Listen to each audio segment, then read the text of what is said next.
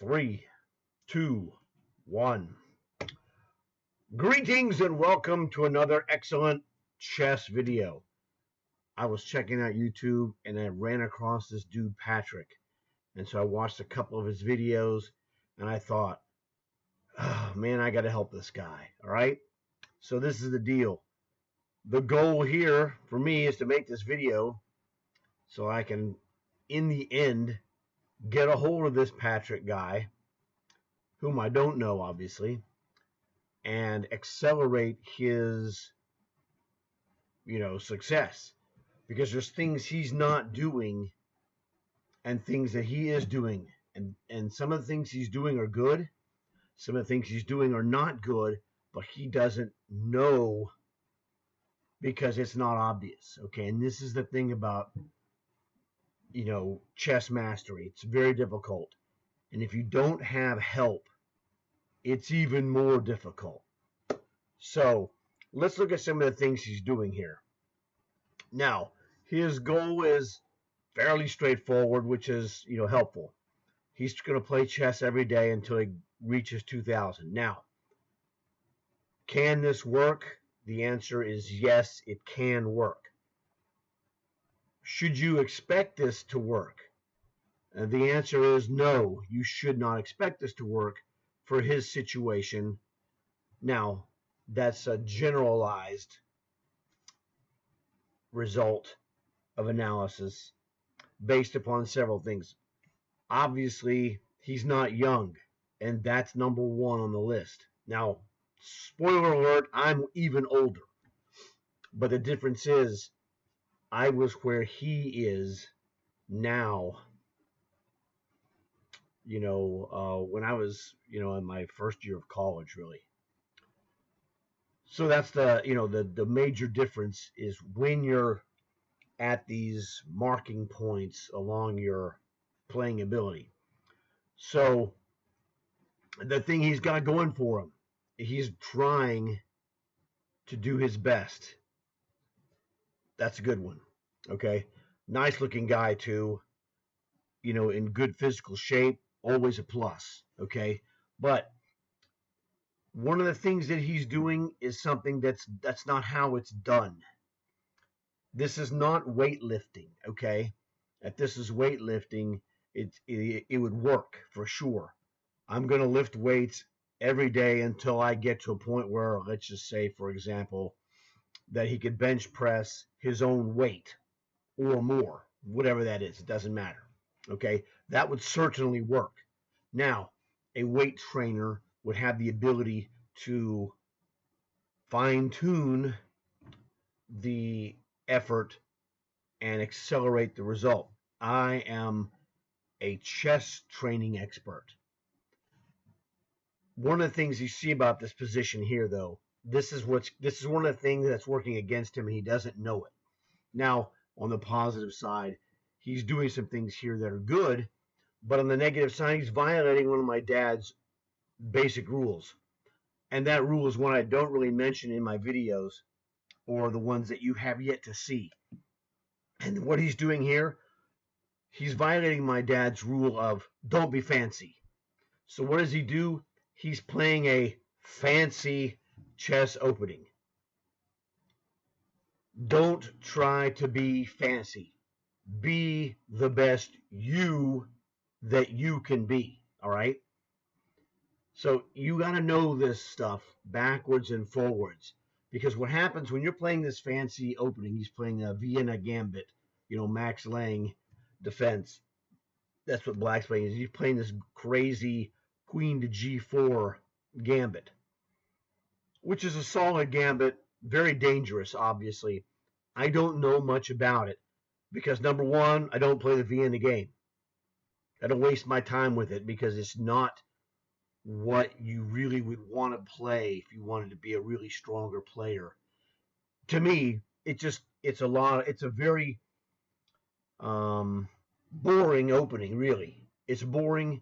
You don't have dynamic options, so you never see people play it as a general rule in tournaments, for example. So that's, this is my opinion. And that is, it's like chocolate or vanilla ice cream, whatever. All right. Certainly you can play it, etc. But he's asking for it. Now he wins this game, which is great. But if you're trying to get better at chess, don't play fancy openings, okay? Unless you're trying to do something specific with specific knowledge based solidly on positional concepts and tactics that you understand. All right, check this out. All right, let's go ahead and go knight that to is a d5 great here. move that he played right there. That whole concept of this gambit is to play knight to d5, attacking the queen, attacking c7 for that king and rook fork on c7. And this, now he is following one of my dad's advices. And my dad's rules were play moves that give your opponent options, based upon solid concerns, okay? Because my dad had a phrase, he said, options will screw the man. And what he meant by that is that when you put forth a difficult selection to make, anything can happen. Now, obviously, what has been done by Patrick is that he's familiar with the general concepts of this opening, and it's quite dangerous for black. This is the thing. So black is making a huge mistake in going into this prepared variation is what Patrick has done. He's played a prepared variation to the best of his ability. Now, a couple of 1,400 players, who the heck knows who's got more preparation? The odds are Patrick has more preparation in this opening than his opponent, okay? So black made a huge mistake, in my opinion, is that he's trying to also be fancy, but without preparation. I don't recommend this kind of, crazy opening in general. Cheap shot openings, however you want to phrase this, it just doesn't really matter. But the knight d5 move is a prepared move. Thumbs up on that. However, I don't recommend you do any of this stuff. Now, what's going to happen here? Clearly, and it does happen, queen takes f2 check, king d1 is forced. And so black temporarily feels that he's really doing well because he took the pawn with check, etc. But he finds out his queen is subject to being trapped. And those are the options that screw the man, as my father advised me, okay? And this is the key. So sometimes, there's good and bad in what you do. Now, it doesn't really matter how this goes. You can go watch the whole video yourself if you want. But what I wanted to get to really is the concept. He's playing it, Patrick is playing a prepared variation. He knew it, I think, better than his opponent. And so his opponent made a big mistake as he walked into a prepared variation. And to give Patrick credit, he did win this game. He played some really good moves, okay? The after the game analysis wasn't that great objectively, so I'm going to skip to that and then show what he did so I can tell you what I agree or disagree with. All right, let's go check this out. Well, he walked into a big this point, situation. Yes, I was leading. He got the result he deserved. Slightly. Pay attention. These are all great moves. The knight h3 is a tremendous move.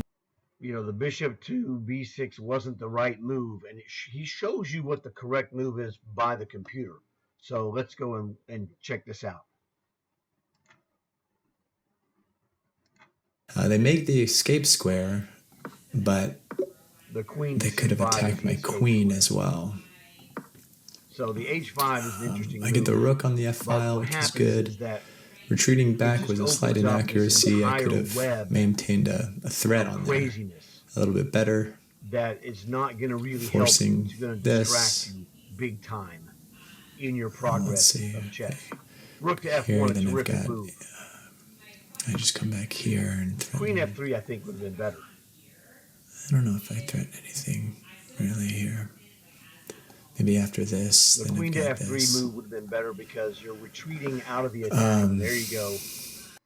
Okay, the idea of queen h5 was good because the g6 move has some problems. It really is a forced move for black, but it creates weaknesses on the dark squares of f6 and g7. And white's dark square bishop is going to be well placed to take advantage of it. The retreat for white would be queen to f3, threatening the checkmate on f7, but moving, you've created a weakness for a potential bishop to g5, and he's just going to be owning the f6 square. So white is doing well here, but there's things that you just have to know positionally as a chess player that Patrick has yet to learn, and he's a 1400 player, so this is how I know he hasn't learned them. And that's not, any kind of an insult. It's just a statement of fact. What he's doing here, he's trying to do something here that's super difficult, and I'm going to tell you what it is. Now, is it objectively good? It is conceptually, but you have to understand your limitations, okay? Man's got to know his limitations. So, as a 1400 player, there's things you're going to be good at, things you aren't going to be good at. And what he's trying to do is he's trying to analyze the game of chess through his ability, which is what we all do. But at 1400, your ability just isn't that great. So he's trying to be fancy, makes it more difficult to analyze correctly. And it gets very complicated. This is a very complicated type of opening position. Okay. So he's making it harder on himself without recognizing that's what he's doing. And so what happens is you get the whole things pile up on each other. Objectively, he probably doesn't learn much from this victory because it's very complicated, and what he's trying to do is beyond his rating ability. As a general rule, there's going to be exceptions, okay? I don't know him personally. I don't know his story, etc. But what we want to take from this game is that, give him credit. He played an opening trap on a guy, essentially. The guy walked into the trap, and he executed the knight d5 idea. This is one of the things. And it's good that you do this to a degree, but it's like, you know what? If you sat back and analyzed this, you go, after that, what happens? They got into a complicated game, and the guy burnt his time bad. Okay? So there's a lot of advantages. But did you really learn anything from this? Is this helping you get better? Objectively, I would say no, it's not. Okay? That's why I would not recommend doing this, because you want to try and gain, let's just say there's the thing that is being missed here all over this video is technique. All right? And it's not obvious. This is what I call the invisible apple. The invisible apple is that there's an invisible apple of chess technique that is not being addressed. And it's not an insult to say this, and I'm not trying to insult him. He doesn't know what he doesn't know. That's really what it is, okay? Now, he's smart enough to know there's things he doesn't know, but when you don't know that you don't know, you see there's an inherent problem, and that he's running into the invisible apple. He's trying to figure this out, doing everything he can. Great idea, but you're reaching beyond your ability. That's not going to help you get there. You want to stay with the things that you're more comfortable with. And we want to build these concepts of technique piece by piece by piece. He would be much better off to be doing other things than just playing a random game against a random opponent of his own ability, which is fine. So that's not bad necessarily. But in the cosmic scheme, I'm going to tell you right now that based upon what I know of him, and I don't have complete information here, he's attempting a task that is, I'm not saying impossible, but it's harder than you think. There's things about chess learning that I guarantee you he doesn't know that I know. And the reason that I know them is because I've done what he's done 40 years ago. And I've solved those problems 40 years ago. So I have an advantage there. Okay. In chess, your your body's age, brain's age really, is part of the equation, but in a different way than normal. This is why you can have super smart people who are terrible at chess. I'm not saying he's terrible, but it's not the same. You know, guys, Einstein was not a good chess player, yet he's one of the most brilliant physicists that's ever walked the planet. Just because you're a genius doesn't make you a genius at chess, okay? So the thing is, in chess years, a 1400 player's brain is essentially would be categorized much younger in experience than someone like myself. I've been playing chess 55 years. I know things he doesn't know, which is why my rating is way higher than his, okay? And well above 2,000. So the thing is, we want to look at what does work versus what does not work. And he's on a path, essentially, that I'm telling you is a minuscule, tiny bit of success. And so we want to stay on the path that's going to give us real success.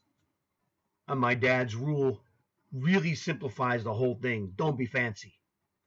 So Patrick played a fancy opening, a gambit line from the Vienna game. I've never even heard of it. I'm just telling you what I know. I'm not telling you that that's necessarily good or bad. But I can tell you conceptually that it's not a generally successful manner for someone to get stronger in chess. That's all. And this is my dad's rules. So instead of, I never played these fancy openings really. You know, we looked at stuff at the chess club when a game came up with fried liver attack is one of those. And it was really fun and interesting, okay? And it's like, you know what? You're not going to get anywhere. You're going to beat your head against this wall because you're trying to lift a 500-pound weight with this body. Okay? And let me tell you, yeah, I can't lift a 500-pound weight. In the real world, you look at this and you're like, well, this isn't going to work. Okay? Chess is different because it all happens here. And it's hard to gauge the strength of your chess brain. It's even harder to gauge it when you're dealing with the invisible apple of you don't know what you don't know. The first thing you have to figure out is what is it that I don't know so I can achieve knowing it.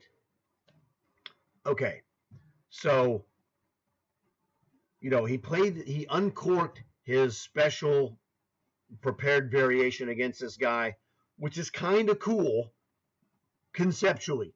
This is one of those things that in the concept of progression of strength, what have you, really didn't do anything for him. Now, was it a fun game that he enjoyed because he ran into the challenge? That absolutely is probably yes is the answer that he has, and there's nothing wrong with that.